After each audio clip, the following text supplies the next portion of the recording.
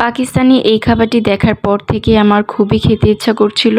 তো দেরি না করে আমি বানিয়ে ফেললাম পাকিস্তানি দম পুখ্ত। হালকা আছে মানে খুবই আস্তে আস্তে কুকিং করাটাকে কিন্তু দম পুখ্ত বলে, মানে দমে রেখে খুবই স্লো কুকিং করাটা। সেটা যে কোনো খাবার দিয়ে হতে পারে বা যে কোনো রেসিপি হতে পারে। এইখানে আমি খুবই অল্প, হয়তো আধা কেজির মতো বিফ নিয়েছিলাম, কারণ এটা আমি ব্রেকফাস্টের জন্য করব। আর এই রান্নার সবচেয়ে ভালো লেগেছে আমার যে দিকটা, সেটা হলো ভেজিটেবলগুলো সব আস্তে আস্তে থাকবে। এখন আমি মেইন রান্নাটা শুরু করছি। খুবই সিম্পল একটা রান্না, এমন কোনো মশলার ইউজ হবে না এখানে। প্রথমে আমি মাংসটাকে লবণ আর গোলমরিচের গুঁড়া দিয়ে মাখিয়ে নিচ্ছিলাম। আপনারা যে কোনো টাইপের মিট ইউজ করতে পারেন। তারপরে একটা পাত্রে প্রথমে আমি চর্বিগুলো দিয়ে দিব। এই রান্নায় যেহেতু কোনো তেল ইউজ হচ্ছে না, তো চর্বিগুলাই তেলের কাজ করবে। তারপরে আলু এবং টমেটোগুলো দিয়ে দিব। তারপরে মাংসগুলো দিয়ে দিব। এরপরে পেঁয়াজ আর রসুনটা সবার উপরে দিয়ে দিব। তেজপাতা, এলাচ, দারুচিনি এগুলো আমি পরে অ্যাড করেছি। ওরা কিন্তু আস্ত গরম মশলাও ইউজ করে না। তারপরে দিয়ে দিচ্ছি লেবুর রস। আসলে আপনি যদি চান মশলার একটু কম বেশি অ্যাড করে নিতে পারেন, কারণ আমরা বাংলাদেশিরা অত সাদা সাদা খেয়ে কিন্তু অভ্যস্ত না।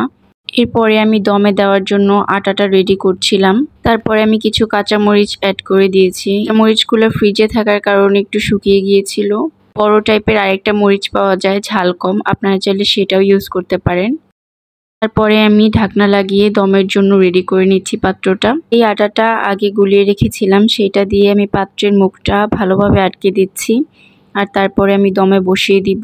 মাংসটা অনেকদিন ফ্রিজে ছিল, তাই এটার বেশি একটা পানি ছাড়েনি। আধা ঘন্টার মতো কুকিং হওয়ার পরে দেখলাম আমি আস্তে আস্তে পাতিলটা শুকিয়ে আসছে। পরে একটু পানি অ্যাড করে দিয়েছিলাম। তারপরে আমি 1 চামচ আদা বাটা আর 1 চামচ মরিচ গুঁড়ো অ্যাড করে দিয়েছিলাম, কারণ আমি একটু ঝাল করতে চেয়েছিলাম। ওরা কিন্তু এগুলা ইউজ করে না, আমি একটু নিজের মতো এটা অ্যাড করে নিয়েছি। এটা প্রায় আমি 2 ঘন্টার মতো রান্না করেছি। আর হ্যাঁ, অবশ্যই অল্প আঁচে কিন্তু রান্নাটা করতে হবে। পরের দিন সকালে আমি রুটি ভেজে নিয়েছিলাম। আর এই খাবারটা কিন্তু রুটির সাথে খেতেই বেশি মজা লাগে।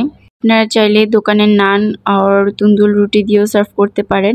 আমি বাসায় আটা রুটি দিয়ে সার্ভ করেছিলাম। সকালে নাস্তা হিসেবে এটা খুবই ভালো, কারণ মশলার পরিমাণ খুবই কম এখানে। তো কেমন লেগেছে রেসিপিটা আমাকে অবশ্যই কমেন্ট করে জানাবেন। আর কোনো কোয়েশ্চেন থাকলে কিন্তু আমাকে ইনবক্স করতে পারেন বা কমেন্ট করে জানাতে পারেন। Thanks for watching. আল্লাহ হাফেজ।